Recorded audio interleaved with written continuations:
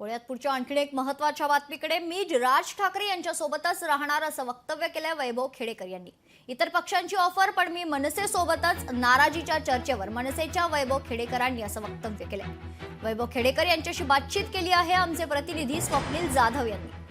मनसेच्या स्थापनेपासून मनसे अध्यक्ष राज ठाकरे यांच्यासोबत असलेले वैभव खेडेकर कोकणातील खरं बडे नेते आहेत। मात्र नाराजी त्यांच्यामध्ये पाहायला मिळते आणि या नाराजीचा सूर हा सोशल मीडियामधून उमटताना पाहायला मिळत होता। मात्र आता कुठेतरी त्यांची नाराजी दूर झाली अशा प्रकारची चर्चा आहे। सर काय सांगाल? मी गेले 30 वर्ष पक्षाचा अगदी निस्सीम कार्यकर्ता आहे। पक्ष स्थापनेपासून साहेबांबरोबर आहे आणि त्याच्या आधी विद्यार्थी सेनेमध्ये 10-12 वर्ष काम करतोय। मी कायम आक्रमक राहिलेलो आहे। जे पोटामध्ये आहे ते ओठांवर माझं असतं। मी डायरेक्ट बोलतो।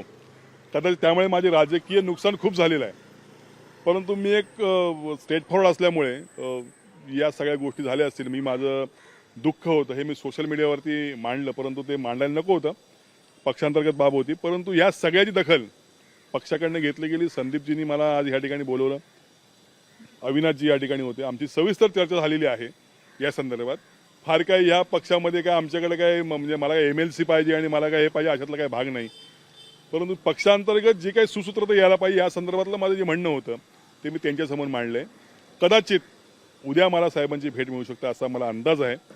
जर मिळाली तर सविस्तर चर्चा मी साहेबांशी करीन आणि मला वाटतं त्यातनं मला सकारात्मक मार्ग निघेल किंवा सकारात्मक बाबी पुढे येतील आणि ते झाल्यानंतर मी आपल्यासमोर सविस्तर या संदर्भात बोलीन। माझी निष्ठा ही साहेबांबरोबर राहिलेली आहे आणि ती कायमस्वरूपी या ठिकाणी राहील। माझी निष्ठा ही साहेबांसोबतच राहील आणि पक्षामध्येच राहील असं वैभव खेडेकर यांनी म्हटलेलं आहे। कॅमेरा पर्सन विनोद नाईकसह स्वप्नील जाधव, लोकशाही मराठी, मुंबई।